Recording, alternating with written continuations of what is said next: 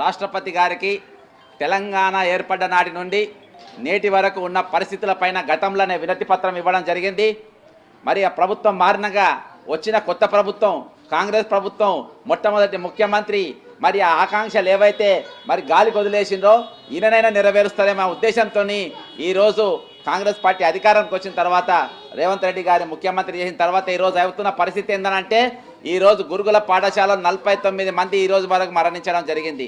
హైడ్రా పేరుతోని రెవెన్యూ చట్టాన్ని ఉల్లంఘించి, ఇరిగేషన్ చట్టాన్ని ఉల్లంఘించి, పంచాయత్ రాజ్ చట్టాన్ని ఉల్లంఘించి, రెవెన్యూ చట్టాన్ని ఉల్లంఘించి, మున్సిపల్ చట్టాన్ని ఉల్లంఘించి, రైట్ టు ఇన్ఫీజ్మెంట్ యాక్ట్ను ఉల్లంఘించి ఈరోజు వాటన్నింటినీ కూడా అన్ని యాక్ట్లను బుల్డోజ్ చేసి ఈరోజు ఒక మాఫియా లెక్క హైడ్రాను తయారు చేసి మరి ఈరోజు ఇండ్లు కూలగొట్టే పరిస్థితి వచ్చింది. కాంగ్రెస్ పార్టీ భారతదేశంలో 31 మంది ముఖ్యమంత్రులు ఉంటే మరి అత్యధిక కేసులున్న 89 కేసులు ఉన్నటువంటి వ్యక్తి ఈరోజు తెలంగాణ ముఖ్యమంత్రి.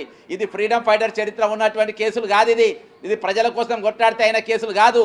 భూమి కబ్జాలు 420, 507, 505 అటువంటి కేసులు ఉన్నటువంటి ముఖ్యమంత్రి ఈరోజు తెలంగాణకు ముఖ్యమంత్రి అవుతుంది. ఇగో ఆయన కేసుల చిట్టా ఇది.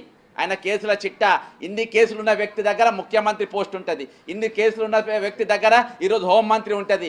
ఈరోజు పోలీసులు నిష్పక్షపాతంగా ఏ విధంగా పనిచేస్తారు, ఈరోజు కోర్టులు నిష్పక్షపాతంగా ఏ విధంగా పనిచేస్తారు అని చెప్పేసి రాష్ట్రపతి గారికి పేర్కొన్నటువంటి కేసులలో ఈ 89 కేసుల చిట్టా ఇలా 72 కేసులు అత్యంత క్రిమినల్ కేసులు ఉన్నటువంటి కేసులు ఇవి ఉన్నాయి.